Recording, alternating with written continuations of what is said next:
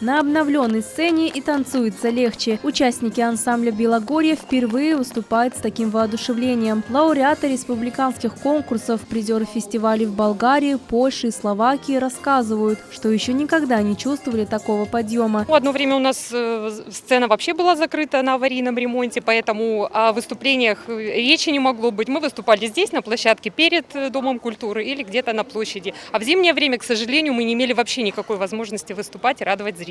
В этом Доме культуры не только проводят концерты. Здесь творчеством занимаются и дети. Теперь разучивать гаммы они смогут в чистых, уютных помещениях, оснащенные современной звуковой и световой техникой. Остальные коллективы – это вокальные студии, хореографические коллективы, крымско-татарские два коллектива, вокально-инструментальный ансамбль «Ешиляда» и ансамбль танца «Ешиляда».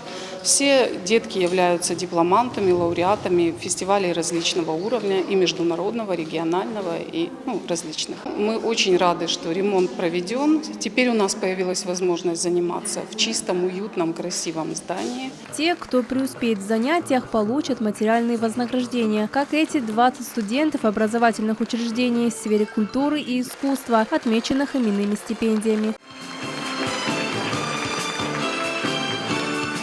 А это уже открытие модульного детского сада «Сказка». Перерезав традиционную красную ленту, глава республики осмотрел новый садик, зашел в пищевой блок и спортивный зал. В этом году 23 детских модульных садика уже в розыгрыше, то есть будет буквально приступят к строительным работам, а часть уже строится. Еще 20, то есть на конкурсных процедурах, будет закончено в начале 2019 года. То есть 4500 мест, по сути, мы ведем вот в этом году и первом квартале 2019 года. Плюс будет программа на следующий год. Так что программу продолжим. В сельской местности компенсация за детские сады останется, мы с Владимиром Андреевичем говорили, на следующий год, то есть как мера поддержки сельских жителей. Но вообще, конечно, это подарок каждого города и района, когда такой детский сад открывается в поселковом совете. На самом деле, это и рабочие места, и у родителей снимается масса проблем с точки зрения того, что дети под присмотром, под государственным надзором, но накормлены, напоены, в чистоте, безопасности. Так что, слава богу, будем продолжать эту работу.